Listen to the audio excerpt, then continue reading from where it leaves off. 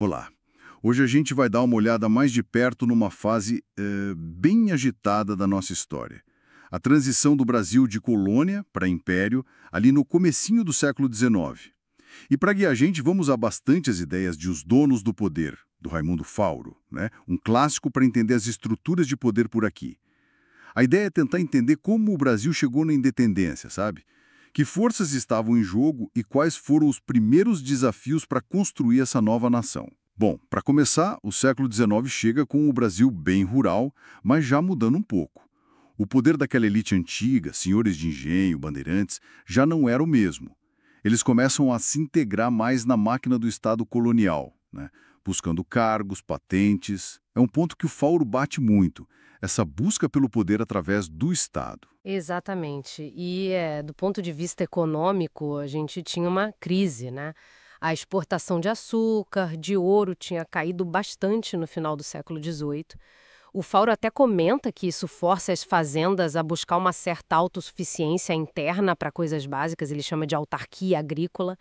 Mas, claro, a monocultura para exportar continuava importante. Então é um cenário meio de retração econômica, justo quando acontece um evento assim totalmente inesperado. A chegada da família real portuguesa em 1808, fugindo do Napoleão, né? Mas as consequências aqui foram, uau, imensas. Abertura dos portos, que na prática acaba com o pacto colonial, mas por outro lado chega toda a máquina burocrática portuguesa para o Rio de Janeiro. Muitos gastos, muito atrito. Quem não lembra daquela sigla PR nas portas das casas? O ponha-se na rua. Mostra bem o clima, né? Sim. E o fascinante é como essa chegada aumenta as tensões. É o que o Faoro chamaria de disputa dentro do estamento, né? Pelo controle dos cargos do Estado. De um lado, os portugueses que vieram com a corte querendo os melhores lugares. Do outro, a elite daqui, os grandes proprietários rurais, também querendo o seu espaço, buscando títulos e influência na nova corte. E, ao mesmo tempo, tem a questão econômica. A abertura dos portos beneficia muito a Inglaterra com tarifas especiais lá do Tratado de 1810. Isso prejudica o comércio luso-brasileiro e até umas tentativas locais de indústria, como a de ferro. E claro, essas tensões acabam estourando. Um exemplo é a Revolução de 1817 lá em Pernambuco. Para o Faoro, isso já é um ensaio da independência. Mistura tudo. A elite agrária insatisfeita com a economia, um sentimento anti-português crescendo e umas ideias liberais chegando. Mas o que realmente bota fogo no parquinho é o que vem de Portugal, né? A Revolução Liberal do Porto, em 1820. Ela exige a volta de Dom João VI. Isso. E ele volta, mas deixa o Dom Pedro aqui como regente. Aí, quando as cortes lá em Lisboa tentam, digamos, dar um passo atrás, tentam recolonizar o Brasil na prática, acontece uma coisa curiosa. Vários grupos diferentes aqui no Brasil, proprietários rurais com medo de perder o livre comércio, gente da burocracia com medo de perder o cargo, comerciantes com medo do caos, eles acabam se unindo, por conveniência, né, em torno do Dom Pedro. O Faoro argumenta muito que a independência, articulada por gente como o José Bonifácio, não foi bem um movimento popular. Foi mais uma transação, feita por essa elite ligada ao Estado para manter o território unido e a monarquia, para evitar o que aconteceu na América Espanhola, que se fragmentou toda.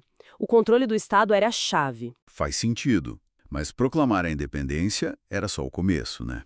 E agora, como organizar esse Estado novo? A Assembleia Constituinte de 1823 já mostra o tamanho do problema.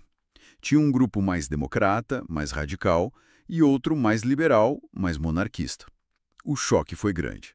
E o Dom Pedro I, sentindo que ia perder poder, o que ele faz?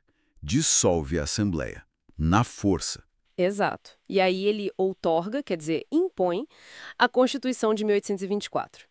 E aqui a análise do Fauro é muito interessante. A Constituição tinha uma cara liberal, divisão de poderes, direitos individuais. Mas ela criava o poder moderador. Esse poder dava ao imperador uma força enorme. Nomear senador para a vida toda, dissolver a Câmara, escolher ministros, ele ficava na prática acima dos outros poderes. Era um jeito de manter o controle centralizado nele e no grupo próximo a ele, o tal estâmato, apesar do discurso liberal, entende? Entendo. E o primeiro reinado acaba sendo o reflexo disso tudo, né? Muito conflito, O jeito autoritário do Dom Pedro I, a Guerra da Cisplatina, que ninguém queria e custou caro, os atritos constantes com a Câmara dos Deputados e aquela acusação de que ele sempre favorecia os portugueses. Isso alimentava muito o sentimento anti-lusitano. E isso toca num ponto que o Fauro acha crucial. Essa tensão entre uma identidade brasileira que estava se formando e o poder real, que muitas vezes ainda parecia estar nas mãos dos portugueses ou ligado a Portugal. O sentimento anti-português cresce muito. A oposição liberal ganha força na imprensa, na política, figuras como Evaristo da Veiga, Bernardo Pereira de Vasconcelos. A base de apoio do imperador dentro dessa elite vai diminuindo. Até que não dá mais. E vem a abdicação, em 7 de abril de 1831. Naquele momento, pareceu uma grande vitória do liberalismo, do tal nativismo, né? Contra o autoritarismo e a influência portuguesa. Aí começa o período regencial, com muita esperança de mudança, de reformas. Vem o Ato Adicional, de 1834, tentando dar mais poder para as províncias, descentralizar um pouco, e criam a Guarda Nacional também, que na prática fortalece o poder das elites locais, dos coronéis. Só que aí a gente vê a tese do Faoro acontecendo de novo na prática. O grupo liberal que chega ao poder, assim que assume, começa a ficar mais conservador. Por quê? Para manter a ordem, claro, mas principalmente para manter o controle da máquina do Estado. As leis liberais, as instituições, muitas vezes elas não colavam na realidade social do Brasil, que era muito fragmentada, muito desigual. O poder de verdade continuava ligado aos cargos, à burocracia, ao estamento, como diz o Faoro. Era mais sobre controlar o aparelho do Estado do que sobre aplicar uma ideologia, fosse ela qual fosse. Essa lógica prevalecia. Então, resumindo um pouco, o que a gente tira disso tudo, que essa passagem do Brasil para a nação independente foi um processo bem complexo, né? Conduzido muito de cima para baixo por essa elite ligada ao Estado. Cheio de tensão entre o governo central e as regiões, entre ideias liberais e práticas bem autoritárias, bem centralizadoras. E isso acabou moldando as bases do Estado brasileiro, que já nasceu com essas, digamos, instabilidades. Exato. E fica a reflexão, né? Como será que essas estruturas de poder que se formaram nesse período tão conturbado, essa força do Estado, essa disputa pelos cargos, essa centralização meio disfarçada, as tensões sociais, regionais, como tudo isso continuou ecoando?